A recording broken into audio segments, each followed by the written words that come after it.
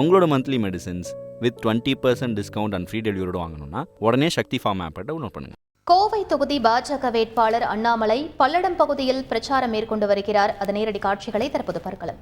இந்தி கூட்டணி பார்த்தீங்கன்னா ஒரு தலைவர் இல்லாமல் தத்தளித்துக் கொண்டிருக்கின்றார்கள். பிரதம மந்திரி வேட்பாளர் இல்லை.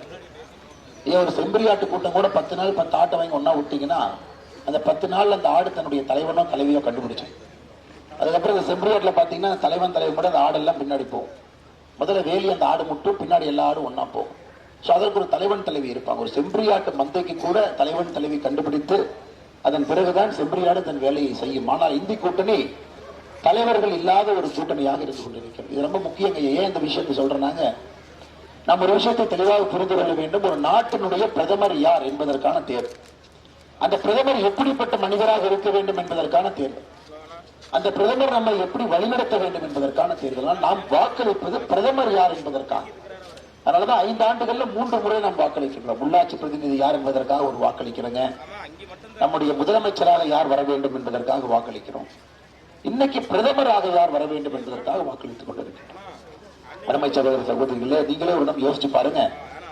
நரேந்திர மோடி அவர்களை தவிர இந்த நாற்காலியில யார் பிரதமராக அமர்ந்தாலும் கூட இந்த நாடு என்ன ஆகும் என்பதை யோசிச்சு பாருங்க. என்ன ஆகும் என்பதை ஒரு முறை சிந்தித்து பாருங்கள். மோடி அவர்களை தவிர இந்த நாற்காலில் யாரோ ஒருத்தர் உட்காருங்க.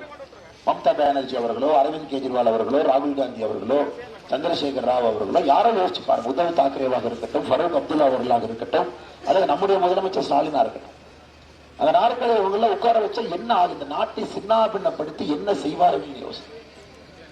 அன்பு சகோதர சகோதரிகளே, இந்த தேர்தல் நம்முடைய பிரதமர் யார் என்பதற்கான தேர்தல் என்பதை நீங்கள் மறந்துவிடக் கூடாது.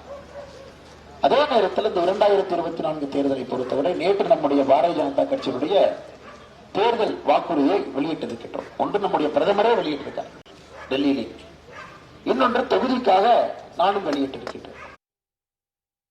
கோவை தொகுதி பாஜக வேட்பாளர் அண்ணாமலை பல்லடம் பகுதியில் பிரச்சாரம் மேற்கொண்டு வருகிறார். அதன் நேரடி காட்சிகளை நாம் பார்த்தோம். உங்களோட monthly medicines with 20% discount and free டெலிவரியோட வாங்கணும்னா உடனே சக்தி ஃபார்ம் ஆப்பை டவுன்லோட் பண்ணுங்க.